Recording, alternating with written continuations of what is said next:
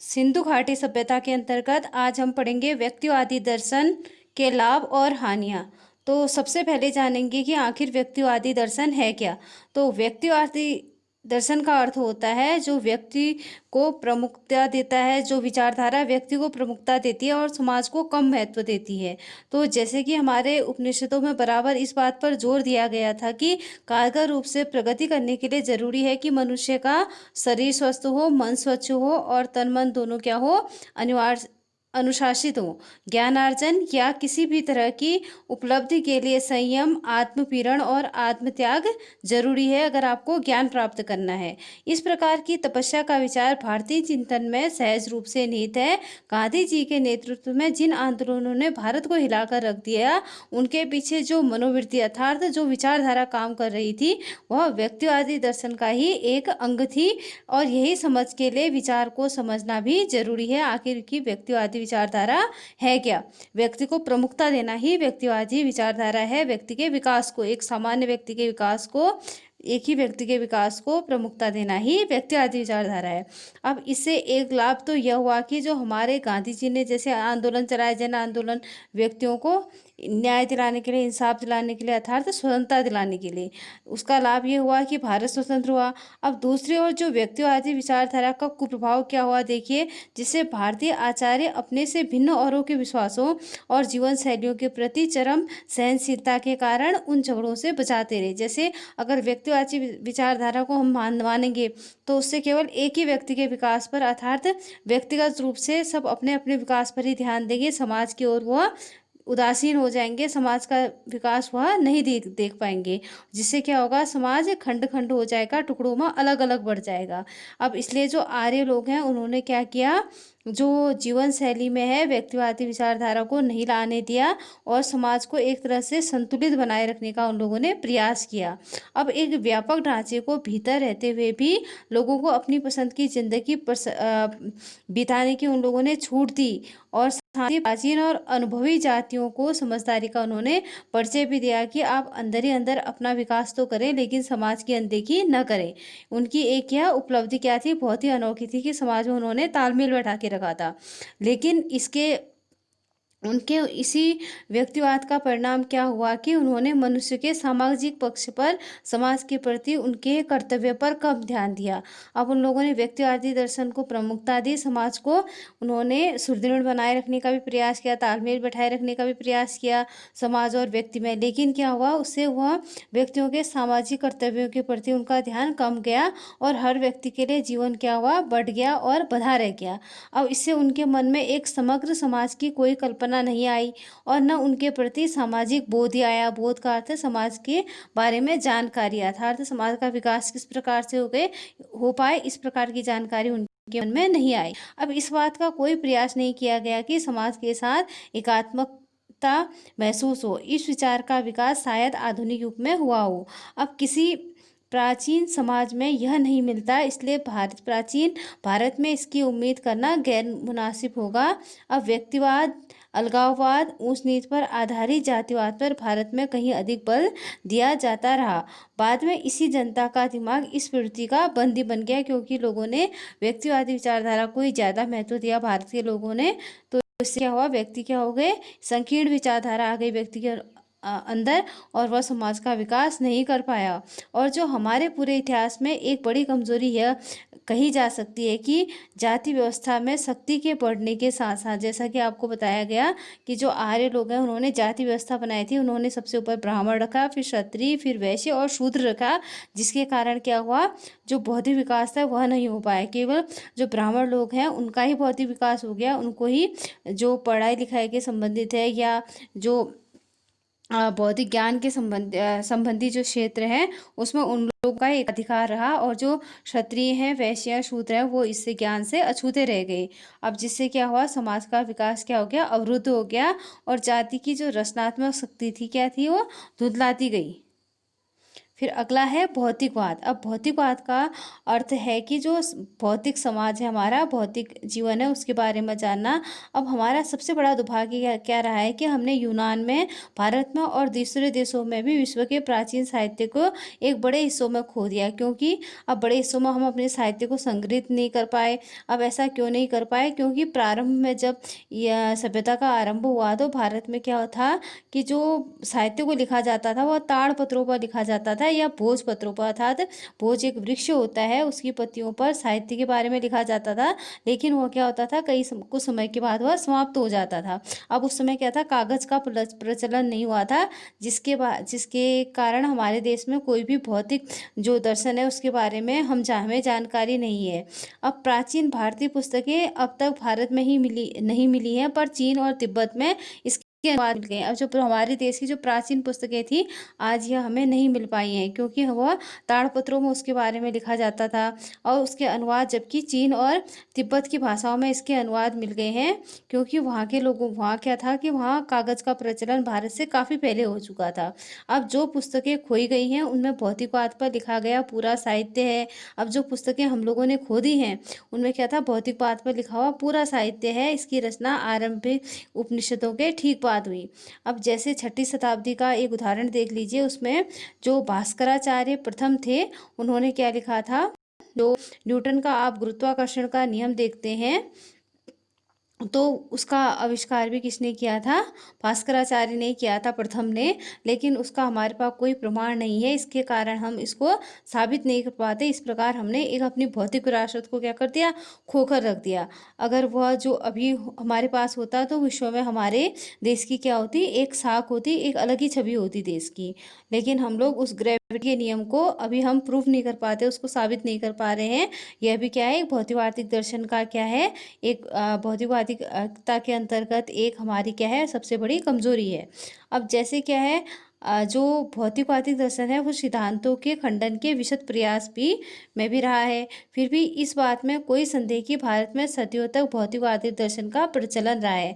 अब हमारे पास कोई साक्ष्य तो है नहीं, प्रमाण नहीं है, लेकिन हमारे पास इस बात का संदेह नहीं है कि भारत में पहले से ही भौतिकवादी दर्शन का प्रचलन रहा है। जैसे आर्यभट्ट है, ऐसे ही हमारे बहुत सारे प्राचीन जो जो हम कह सकते हैं, विचारक कह सकते हैं, उन लोगों ने क्या किया, भौतिकवादी दर्शन पर बहुत कुछ लिखा, लेकिन उसके हमारे पास अभी प्रमाण नहीं है। लेकिन ये सब चीज़ें हमारे जो साहित्य है, हमारे इतिहास में पहले से ही विद्यमान है। अब राजनीतिक और आर्थिक संगठन पर ईसा पूर्व 4वीं शताब्दी में, अब ईसा पूर्व 4वीं शताब्दी की बात की जा रही है, जब कौटिल्य ने प्रसिद्ध ग्रंथ अर्थशास्त्र लिखा। उसमें भारत के प्रथम दार्शनिक सिद्धांत के रूप में भी प्रचलित है यह जो ग्रंथ लिखा उन्होंने। अब भारत के भौतिकवाद के बहुत से साहित्यों को पुरोहितों और धर्म पुराण पंथी स्वरूप में विश्वास करने वालों ने बाद में क्या कर दिया, नष्ट कर दिया। अब जो भौतिकवादी विचारधारा है, आपको ये जानकर बड़ा मतलब वो लगेगा, दुख होगा कि जो हमारी भौतिकवादी विचारधारा है वो लोग क्या थे, वो लोग क्या थे, भौतिकवाद पर ज़्यादा विचार करते थे। जो धर्म ग्रंथ हैं इन पर कम विश्वास करते थे। तो जो धर्म ग्रंथ को मानने वाले पुरोहित थे, जो धर्म को मानने वाले पुराणपंथी लोग थे, उन लोगों ने क्या किया, जो भौतिकवादी दर्शन की पुरानी किताबें जो बची भी थी, उन लोगों ने उनको नष्ट कर दिया, क्योंकि वो लोग भौतिक विचारधारा को बिल्कुल उसमें विश्वास नहीं करते थे। और उसमें भौतिकवादी विचारधारा ने विचार धर्म और ब्रह्म विज्ञान के अधिकारियों और स्वार्थ से प्रेरित विचारों का विरोध किया था। इसलिए जो पुरोहित लोग थे उन लोगों ने उस चीज़ का खंडन किया, और जो भी हमारे पास उन पुरानी पुस्तकें थी या कोई प्रमाण थे, इन सबको उन लोगों ने नष्ट कर दिया, जो पुरोहित लोग थे। अब इसके साथ ही उन्होंने वेदों, पुरोहिताई परंपरा प्राप्त विश्वासों पर विचार करते हुए घोषणा की, विश्वास किया कि स्वतंत्र होना चाहिए और पहले से मान ली गई बातों या अतीत के प्रमाणों पर निर्भर नहीं रहना चाहिए। अब उन्होंने इस तरह के जादू टोने और अंधविश्वासों की घोर निंदा की थी, जो भौतिकवादी विचारधारा है, जो कि पुरोहित लोगों को और धर्म के पुरापंथी लोगों को अच्छी नहीं लगी। और इसके साथ ही उन लोगों ने क्या किया, भौतिकवादी दर्शन का बहुत ही ज़्यादा विरोध किया, और उसके जो भी चीज़ बच रहा था उसको क्या कर दिया, उन लोगों ने नष्ट कर दिया। अब जो काल्पनिक देवताओं की पूजा थी, इसका भी भौतिक दर्शन वाले लोगों ने मानने वाले लोगों ने उसका भी विरोध किया था। इसके साथ ही उन्होंने वास्तविक अस्तित्व के केवल विभिन्न रूपों में वर्तमान पदार्थ का और इस संसार का ही उन लोगों ने अस्तित्व माना था। इसके अलावा उनके लिए न कोई संसार है, न स्वर्ग है, न नरक है, नहीं शरीर से अलग कोई आत्मा है। ये सब भौतिकवादी विचारधारा की विशेषताएं हैं और मन एवं बुद्धि और बाकी सब चीज़ों का उनके विकास में बुनियादी तत्वों का कोई महत्व नहीं है। नैतिक नियम मनुष्य के द्वारा बनाई गई रूढ़ियां मात्र हैं। और जो भौतिकवादी विचारधारा थी उनका मानना था कि जो नैतिक नियम हम लोग बनाते हैं वो मनुष्य के द्वारा बनाई गई एक रूढ़ियां हैं, अर्थात बेड़ियां हैं, जिनको मनुष्य को नहीं मानना चाहिए। तो इसीलिए जो पुरोहित और धर्मपंथी लोग थे उन लोगों ने वो लोग उन लोगों के विरोध में थे, भौतिकवादी विचारधारा के विरोध में थे।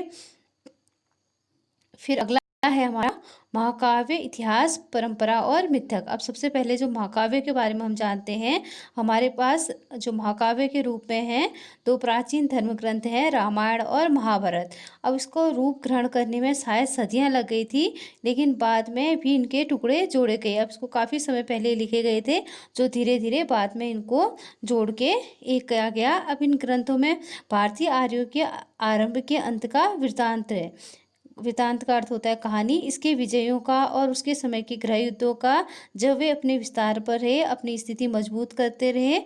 तो इसके अलावा कहीं भी किन्हीं भी ऐसी पुस्तकों की जानकारी नहीं मिलती जिन्होंने आम जनता के मन पर लगातार इतना व्यापक भाव डाला हो। इतने प्राचीन समय में रची जाने के बावजूद भी भारतीयों के मन में आज भी रामायण और महाभारत की जो छवि है वो आज भी जीवंत रूप में दिखाई देती है। ये दोनों धर्म ग्रंथ भारतीय जीवन का क्या बने हैं, एक अभिन्न अंग बने हुए हैं। अब इसमें हमें सांस्कृतिक विकास की विभिन्न श्रेणियों के ठेठ भारतीय ढंग से एक साथ सामग्री उपलब्ध है, अर्थात उच्चतम बुद्धि से लेकर साधारण अनपढ़ शिक्षित देहाती तक के लोगों के बारे में इसमें बताया गया है रामायण और महाभारत में। अब इसके द्वारा प्राचीन भारतीयों का यह रहस्य कुछ कुछ समझ में आता है, जिससे वे अनेक रूपों में विभाजित जात पात की उस नीच में बटे समाज को एकजुट रखते थे, उनके मतभेदों को सुलझाते थे, अर्थात उनके झगड़ों को सुलझाते थे, उनके बीच के मनमुटाव को दूर करते थे। उन्होंने लोगों में एकता का एक ऐसा नजरिया पैदा करने का प्रयास किया जो हर तरह के भेदभाव पर छा गया है और बराबर एक जैसा है। अब प्राचीन हम पुरा कथाओं की बात करें तो जो पुरा कथाएं हैं वो महाकाव्यों तक सीमित नहीं है। अब इनका इतिहास वैदिक काल कहा जा सकता है, लेकिन वे अनेक रूप में आकार संस्कृत साहित्य में प्रकट होती हैं। कवियों नाटककारों ने लाभ उठाते हुए अपनी कथाओं और सुंदर कल्पनाओं की रचना के आधार पर इनकी रचना की है। अधिकांश पुरा कथाओं प्राचीन कहानियां और वीर कथाएं भी हैं। इसके सत्य पर अड़े रहने अर्थात टिके रहने, वचन के पालन का उपदेश दिया गया है। सत्य पर ज्यादा महत्व दिया गया है इन लोगों ने, चाहे परिणाम कुछ भी हो। साथ ही इनमें जीवन पर्यंत मरणोपरांत भी वफादारी, साहस और लोकहित के लिए सदाचार और बलिदान की शिक्षा दी गई है। कभी कभी ये कहानियाँ पूर्णतः काल्पनिक भी होती हैं और कुछ वास्तविक जीवन से संबंधित भी होती हैं। अब अन्यथा तथ्य और कल्पना आपस में एक प्रकार से गुथे रहते हैं, जुड़े रहते हैं, उन्हें अलग नहीं किया जा सकता और उनका एक सम्मिश्रण काल्पनिक इतिहास का रूप ग्रहण कर लेता है, जो हमें एक साथ भले ही नहीं बल्कि निश्चित रूप से क्या घटित हुआ है ऐसी बात पर सूचना देता है। घटित होने पर लोग विश्वास करते हैं।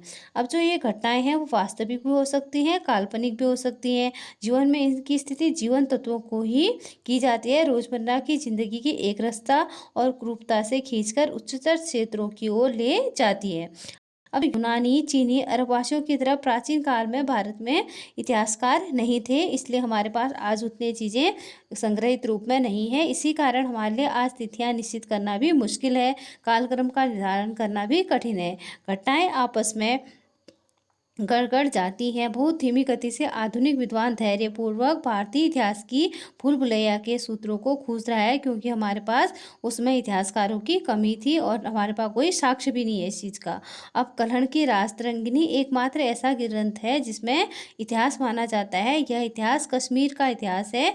इसकी रचना ईसा की 12वीं शताब्दी में की गई। अब बाकी के लिए हमें महाकाव्यों, अन्य ग्रंथों के कल्पित इतिहास, कुछ समकालीन अभिलेखों, शिलालेखों, कलाकृतियों और इमारतों के अवशेष, सिक्कों और संस्कृत साहित्य के विशाल ग्रंथों से सहायता लेनी पड़ती है। इसके साथ ही विदेशी यात्रियों के सफ़रनामों से भी सहायता मिलती है।